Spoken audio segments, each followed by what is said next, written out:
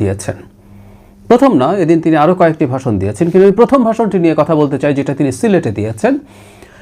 কারণ তিনি কেমন করলেন এই আলাপ আলোচনা বিভিন্ন জায়গায় হচ্ছে, আলোচনা সমালোচনা, তিনি খুব ভুল করে ফেলেছেন, তিনি এমন কিছু বলেছেন যেটা তার নির্বাচনে তাকে পরাজিত করবে, এই ধরনের বক্তব্য প্রেডিক্টেবলি এসছে বেশ কিছু জায়গা থেকে।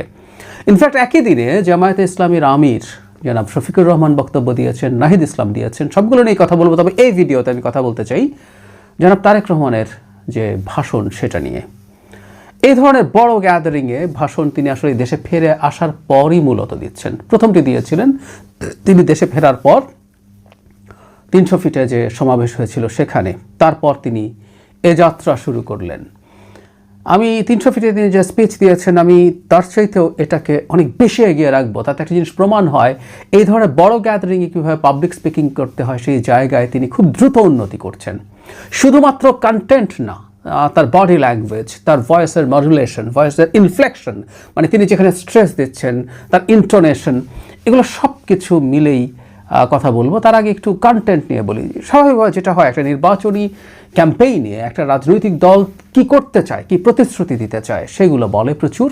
তিনি বলেছেন ফ্ল্যাগশিপ কতগুলো প্রজেক্ট আছে এবার বিএনপির ক্যাম্পেইনে, সেটা হচ্ছে ফ্যামিলি কার্ড, কৃষি কার্ড, তরুণদের চাকুরির কথা বলেছেন, খাল খননের কথা বলেছেন, তিনি তার বাবা মা কিভাবে দেশের জন্য উন্নয়ন এনেছেন সেটাকে কন্টিনিউ করার কথা বলেছেন। এগুলো সব কিছু এসছে। কখনো কখনো তো আর কি ভাষায় কিছু কিছু বেশি ফর্মাল শব্দ ছিল বলে মনে হয়, এগুলো আরেকটু সিম্পলার করলে মনে হয় ভালো হতো। যাই হোক, কর্মসূচি ছিল একদিক। আরেকটা দিক যেটা থাকে নির্বাচনী ক্যাম্পেইনে, সেটা হচ্ছে প্রতিদ্বন্দ্বী রাজনৈতিক দল বা জোটের সমালোচনা করা। তিনি সেটা করেছেন, করা জরুরি ছিল। কারণ হলো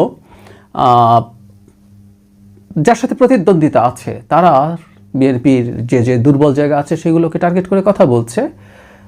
দুর্বল জায়গা মানে যে সবসময় দুর্বল হতেই হবে তা না, দুর্বলতা তৈরিও একটা ন্যারেটিভের ব্যাপার। সো এগুলো হচ্ছে নানান জায়গা থেকে নানা ফর্মে। সো তিনি জামায়াত জোটের বিরুদ্ধে কথা বলেছেন। এর মধ্যে দুটো ইস্যুকে খুব গুরুত্ব দিয়ে এনেছেন। একটা হচ্ছে 1971, খুব জরুরি এবং এটা আনা উচিত। কেউ কেউ এই মাতম করছেন জামাতিরা, আসলে জনাব তারেক রহমান এই 71 তুলে তো তার পরাজয় নিশ্চিত করেছেন। এটা আজ না, এর আগেও যখনই তিনি এটা বলেছেন। মজার ব্যাপার, জামাত সমর্থিত লোকজন যারা সরাসরি করেন অথবা জামাতের ন্যারেটিভ তৈরি করেন, তারা যখন 71 শুনলে আঁতকে ওঠেন বিএনপির শুভাকাঙ্ক্ষী হওয়ার ভাব ধরে, তাহলে বুঝতে হবে তাদের আঁতে ঘা লাগছে। বাংলাদেশে আগামী নির্বাচনে 71 একটা গুরুত্বপূর্ণ ফ্যাক্টর হয়ে থাকবে। বলা বাহুল্য এই 71 মানে আওয়ামী ন্যারেটিভের 71 না, আমাদের সত্যিকার 71, যে 71-এ শহীদ জিয়াউর রহমান একজন বিরাট ভেটারান মুক্তিযোদ্ধাই শুধু ছিলেন না, সেক্টর কমান্ডার এবং জেড ফোর্সের কমান্ডার, তিনি স্বাধীনতার ঘোষকও ছিলেন। এই পলিটিক্যাল ক্যাপিটাল বিএনপিকে তো ইউজ করতে হবে।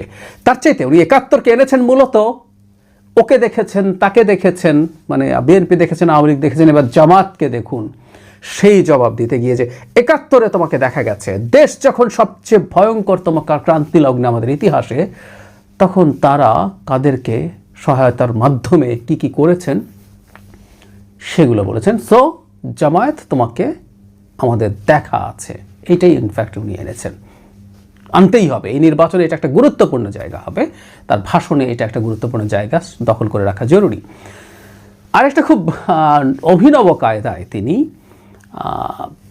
ওই যে বেহেশতের টিকিট বিক্রি ব্যাপারটাকে অ্যাড্রেস করেছেন। তিনি দর্শকদের মধ্য থেকে একজন একটু বয়স্ক মানুষকে ডেকে এনেছেন এবং তিনি হজ করেছেন, উমরা করেছেন কিনা জানার, মানে উনি বুঝতে চাইলেন যে তিনি প্রশ্নই করেছেন এখানে হজ করেছেন, উমরা করেছেন এমন কেউ একজন আসুন, মানে এটাকে ডেকে তিনি একজন প্র্যাকটিসিং মুসলিম, তাকে নিয়ে এসে তিনি এই কাজটা করানোর চেষ্টা করলেন। তখন তাকে বলতে বলতে জিজ্ঞেস করেন সব কিছুর মালিককে।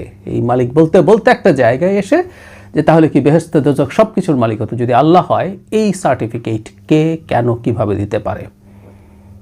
খুবই গুরুত্বপূর্ণ। কেউ কেউ বলছেন এটার কোনো প্রয়োজন ছিল না তারেক রহমানের মতো মানুষের জায়গা থেকে, একেবারেই বাজে কথা।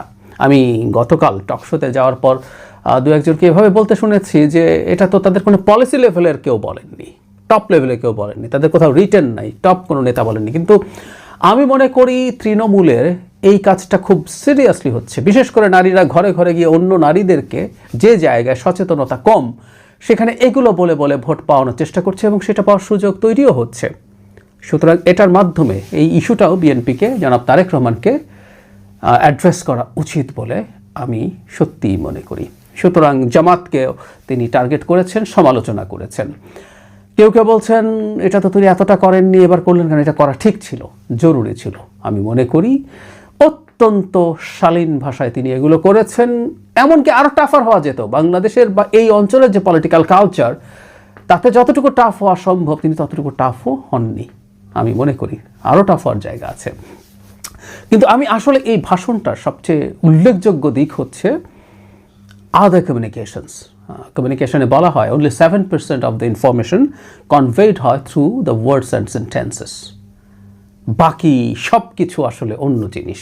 আরও 38% কনভেড হয় একটা মানুষের ভয়েস অ্যান্ড ইনফ্লেকশন, মানে একটা মানুষ কীভাবে শব্দ উচ্চারণ করছেন, ইন্টোনেশন কোথায় দিচ্ছেন, স্ট্রেস কোথায় দিচ্ছেন। আর রেস্ট 55% হচ্ছে মানুষের বডি ল্যাঙ্গুয়েজ, ফেশিয়াল এক্সপ্রেশন। অত্যন্ত কনফিডেন্ট দেখাচ্ছিল তাকে, অত্যন্ত স্বতঃস্ফূর্ত দেখাচ্ছিল, অত্যন্ত স্বচ্ছন্দ দেখাচ্ছিল তাকে, এবং তার বক্তব্য তিনি যেটা দিচ্ছেন সেটা তিনি বিশ্বাস করেন, ধারণ করেন, সেটা মনে হচ্ছিল। এটা সবচেয়ে গুরুত্বপূর্ণ জায়গা। তিনি দেশে আসার আগে যখন ইন্টারভিউ দিচ্ছিলেন তখন আমি এই কথাটা বলার চেষ্টা করেছি যে তিনি যে ভাষায়, মানে যে ইনফ্লেকশন অফ ভয়েসে কথা বলেন, যতটা সফটলি কথা বলেন, সেটা কি এই সময়কার রাজনীতি যেটা ডিমান্ড করে। আমি ওনাকে রাইটিস্ট পপুলিস্ট হয়ে যেতে বলছি না, ডেমাগগ হয়ে যেতে বলছি না, কিন্তু মানুষের কাছে একজন নেতাকে শক্তিশালী হিসেবে দেখার একটা প্রবণতা আছে, সেটা আমাদের মতো এই অঞ্চলে তো যথেষ্টই আছে। সুতরাং সেটা তাকে দেখা যাচ্ছিল কিনা। মজার ব্যাপার, তিনি তার প্রথম স্পিচেই খুব ভালোভাবে সেটা করে ফেলতে পেরেছেন। এটাই জরুরি ছিল। এই নেতার উপরে আস্থা রাখা যায়, এই নেতার হাতে যদি দেশের দায়িত্ব তুলে দেওয়া যায়, তাহলে ইনি শক্তির সাথে, মানে ভালো খারাপ যেটাই করি না কেন আমরা, খুব খারাপ করতে চাইলেও শক্তিশালী নেতা হয়ে হতে হবে। শেখ হাসিনা ছিলেন। আবার খুব ভালো যদি করতে চাই, বিশেষ করে শেখ হাসিনা পতনের পর আমাদের রাষ্ট্রের যে অবস্থা তৈরি হয়েছে, সেটাকে ভালো করতে চাইলেও খুব শক্তিশালী একজন নেতা প্রয়োজন, কনফিডেন্ট একজন নেতা প্রয়োজন, যিনি বোঝেন, যিনি সদিচ্ছা রাখেন, সেই রকম একজন নেতা প্রয়োজন। তার প্রথম স্পিচেই ইনফ্যাক্ট তিনি সেই মেসেজটা খুব ভালোভাবে দিতে পারছেন। একই সাথে বলা বাহুল্য, জামাত হয়তো ভাবছিল তিনি ব্যক্তিগতভাবে এই সব ক্যাম্পেইনে জামাতকে খুব বেশি আনবেন না, কিন্তু তিনি আনতে শুরু করেছেন। অত্যন্ত রাজনৈতিক শিষ্টতা বজায় রেখে সেটা করছেন। রাজনীতি মানে, নির্বাচন মানে খুব সিম্পল, আমি কেন ভোট চাই, কারণ আমি এই ভালো কাজ তোমার জন্য করতে চাই। 2 নম্বর, তুমি ওকে ভোট দিও না কারণ ওর এটা একটা সমস্যা আছে। এটাই পলিটিক্যাল পার্টিগুলোর ক্যাম্পেইন হয় ইলেকশনের সময়। সো খুবই ব্রিলিয়ান্টলি তিনি কাজটা করেছেন এবং আগের চাইতে 300 ফিটের চাইতে মাচ বেটার। আমি অনুমান করি বা আমি ধারণা করি বা আমি এভাবে বলি যে আমি নিশ্চিত তিনি পরবর্তী সময়গুলোতে আরও অনেক বেশি উন্নতি করবেন। সুতরাং সাথে সাথে যদি জনাব শফিকুর রহমানকে আমরা চিন্তা করি, তার ভাষণটা আমি কিছুটা শুনেছি, আমি এটা নিয়েও কথা বলবো।